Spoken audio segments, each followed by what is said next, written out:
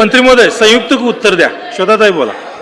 रोहियो अंतर्गत वैयक्तिक लाभाच्या योजनेसाठी फक्त अल्पभूधारक शेतकऱ्यांनाच आपण त्या ठिकाणी पात्र ठेवतोय, परंतु सततची नापैकी, दुष्काळ, अतिवृष्टी, वादळ व किडीचा प्रादुर्भाव अशा विविध समस्यांमुळे अल्पभूधारक शेतकऱ्यांबरोबरच भूधारक बांधवांना सुद्धा आपण रोहियोच्या वैयक्तिक लाभांच्या योजनांचा लाभ देणार आहे का, हा माझा स्पेसिफिक प्रश्न आहे. मंत्री महोदय.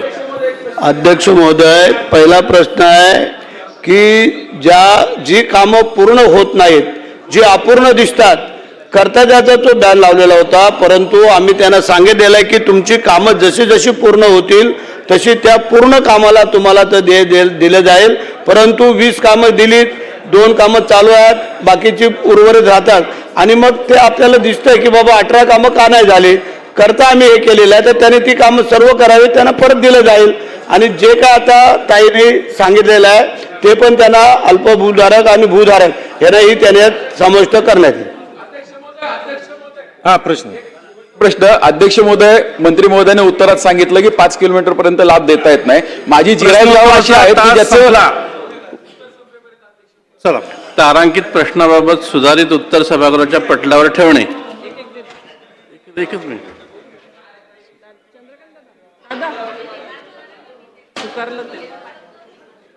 चला घ्या.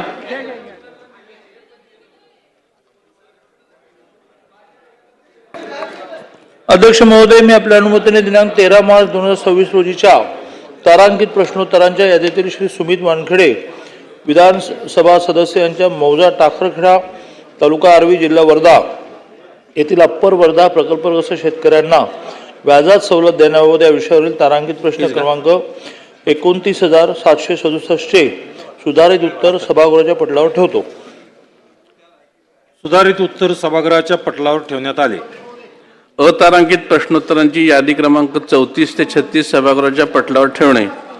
महोदय, मी आपल्या अनुमतीने अतारांकित प्रश्नोत्तरांची यादी क्रमांक 34 ते 36 सभागृहाच्या पटलावर ठेवतो.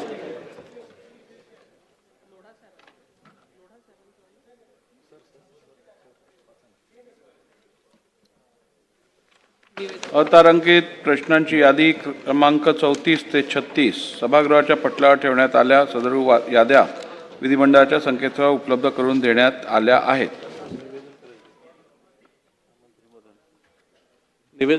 निवेदन.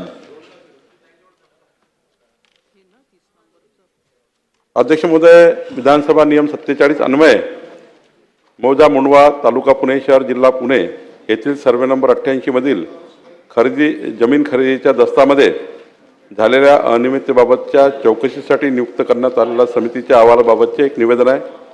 अध्यक्ष महोदय, मौजे मुंडवा तालुका पुणे शहर जिल्हा पुणे येथील सर्वे नंबर 88 मधील जमीन खरेदीच्या दस्तामध्ये झालेल्या अनियमिततेबाबत चौकशीसाठी अप्पर मुख्य सचिव महसूल यांच्या अध्यक्षतेखाली दिनांक 7/11/2025 रोजी शासन निर्णयाद्वारे समिती नियुक्त करण्यात आली होती. नियुक्त समितीने प्रस्तुत प्रकरणी चौकशी करून चौकशीचा अहवाल शासनात दिनांक 12/2/2026 रोजी सादर केला आहे. सदर समितीचा अहवाल शासनाने स्वीकारला असून तो आता सभागृहाच्या पटलावर ठेवण्यात येत आहे. तसेच सदर अहवाल महसूल विभागाच्या rfd.maharashtra.government.in या वेबसाईटवर उपलब्ध करून देण्यात येत आहे.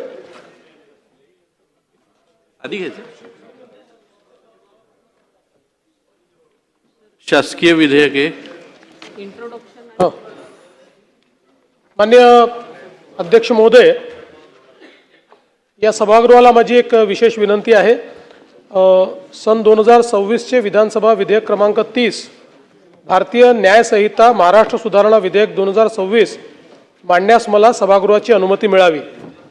आपल्या सगळ्यांना कल्पना आहे की आपल्या सभागृहाने एकमताने शक्ती कायदा मंजूर केला होता आणि हा कायदा आपण मंजूर करून केंद्र सरकारला पाठवला होता.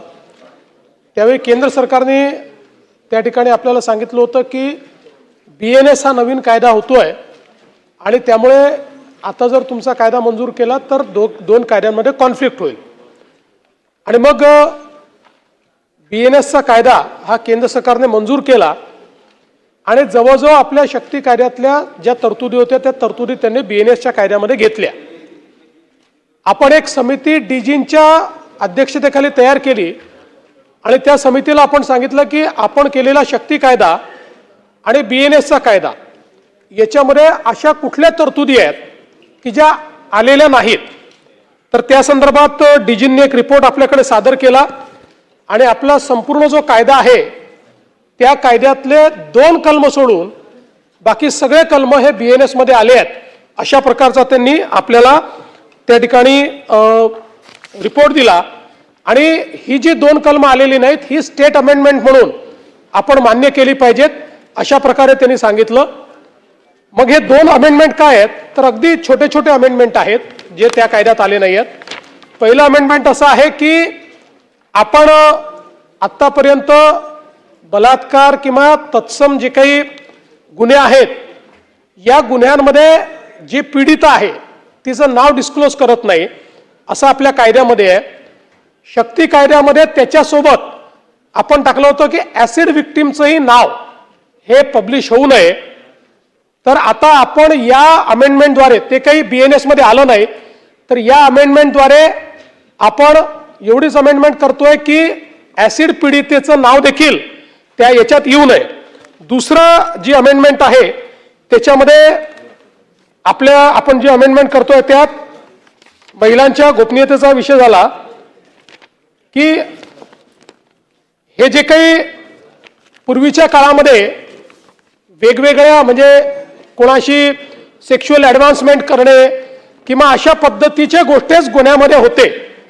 आपण शक्ती कायद्यामध्ये आता जे वेगवेगळे डिजिटल माध्यमं आले आहेत त्या डिजिटल माध्यमावरही स्त्रीची बदनामी केली तर ती बदनामी सेक्शुअल ऑफेन्सच्या अंतर्गत किंवा हे जे वेगवेगळे आपण रेपचे वेगवेगळे कॅटेगरीज दिलेले आहेत मोलेस्टेशनच्या कॅटेगरीज दिल्या आहेत त्या कॅटेगरीमध्ये येतील अशा पद्धतीनं आपण त्यावेळेस केलं होतं. आता तेच अमेंडमेंट आपण यामध्ये करतोय ज्याच्यामध्ये आपण असं म्हटलंय की दूरध्वनी ईमेल सामाजिक माध्यम मंच किंवा इतर कोणत्याही इलेक्ट्रॉनिक किंवा डिजिटल संवाद माध्यमाद्वारे अश्लील किंवा कामुक स्वरूपातील आक्षेपार्ह संवाद करणे स्त्रीच्या शरीराच्या कोणत्याही भागाचे वास्तविक किंवा बनावट चित्रण तसेच स्त्रीचा कोणत्याही लैंगिक कृत्यात सहभाग दर्शवणारा कोणताही ध्वनी किंवा दृश्य चित्रफित ऑडिओ किंवा व्हिडिओ इलेक्ट्रॉनिक किंवा इतर कोणत्याही माध्यमातून अपलोड करण्याची किंवा प्रसारित करण्याची धमकी देणे हाही गुन्हा असेल त्याच संज्ञेतला म्हणजे त्याचं गांभीर्य आपण हे वाढवलेलं आहे. अशा प्रकारचे 2च अमेंडमेंट आहेत की जे शक्ती कायद्यात होते पण BNS मध्ये आलेले नाहीत म्हणून ह्या 2 अमेंडमेंटला स्टेट अमेंडमेंट म्हणून आपण पुन्हा त्या ठिकाणी केंद्र सरकारकडे पाठवतो आणि म्हणून हे विधेयक मी मांडलेलं आहे. तर एक मिनिट मांडायचं हां हो पण हे इंट्रोडक्शन आहे कन्सिडरेशनच्या वेळेला बोला ना तुम्ही. नाही करून टाकू आपण ठीक आहे त्यांना 2 मिनिटं काही बोलायचं असेल. सन 2000 हा तुम्ही महोदय आपल्या अनुमतीने सन 2026 चे विधानसभा विधेयक क्रमांक 30 भारतीय न्याय संहिता महाराष्ट्र सुधारणा विधेयक 2026 मी मांडतो. प्रस्ताव असा आहे की सन 2026 चे विधानसभा विधेयक क्रमांक 30 भारतीय न्याय संहिता विधेयक 2026 मांडण्यास अनुमती देण्यात यावी. प्रश्न असा आहे की सन 2026 चे विधानसभा विधेयक क्रमांक 30 भारतीय न्याय संहिता महाराष्ट्र सुधारणा विधेयक 2026 मांडण्यास सभागृहाची अनुमती आहे काय? अनुकूल असतील त्यांनी होय म्हणावे, प्रतिकूल असतील त्यांनी नाही म्हणावे. होयचे बहुमत आहे, होयचे बहुमत आहे. प्रस्ताव संमत झाला. माननीय अध्यक्ष महोदय विधानसभा विधेयक क्रमांक 30 भारतीय न्याय संहिता महाराष्ट्र सुधारणा विधेयक 2026 विचारात घेण्यात यावे असा आपल्या अनुमतीने मी प्रस्ताव मांडतो. सन 2026 चे विधानसभा विधेयक क्रमांक 30